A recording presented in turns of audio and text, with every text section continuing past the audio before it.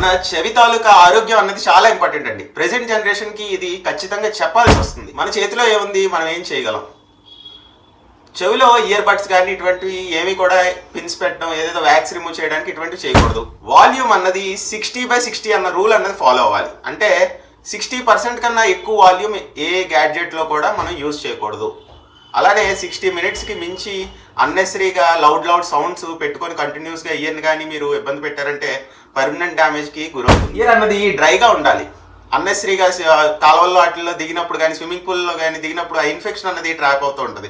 కాబట్టి చాలా కేర్ఫుల్గా ఉండాలి. ఇయర్ అన్నది ఎప్పుడు డ్రైగా మెయింటైన్ చేయండి. ఎప్పుడైనా కానీ చెవు అన్నది బాగా నొప్పి రావడం కానీ, డిశ్చార్జ్ అంటే దీంట్లో జిగురుగా ఏదైనా బయటికి రావడం, పస్సులా రావడం కానీ, చెవులో రింగింగ్ సెన్సేషన్ గీమన్ సౌండ్ రావడం కానీ, బాగా తల తిరిగినట్టు ఉండడం కానీ, సడన్గా ఒక చెవి వినబడకపోవడం లేకపోతే 2 చెవులు వినబడకపోవడం ఇటువంటి కానీ మీరు అబ్జర్వ్ చేశారంటే ఖచ్చితంగా ఇవి ఎమర్జెన్సీ సైన్స్ అనమాట. ఖచ్చితంగా మీరు ఎమర్జెన్సీగా దాన్ని హాస్పిటల్కి వెళ్ళి చూపించుకోవాల్సింది. ఎప్పుడైనా కానీ పెద్ద పెద్ద ఫంక్షన్లు జరిగినప్పుడు, టపాసులు పేల్చడం, ఇంకేవేవో పెద్ద పెద్ద సౌండ్లు జరిగినప్పుడు ఖచ్చితంగా మీ చెవుల్ని మీరు ప్రొటెక్ట్ చేసుకోండి. వాళ్ళకేముంది, ఆనందానికి ఏదైనా చేస్తారు, కానీ మీ చెవులు దానికి బలవకుండా చూసుకోండి. ఏదైనా ప్రొటెక్షన్ పెట్టుకోండి, లేకపోతే క్లోజ్ చేసుకోండి డోర్స్.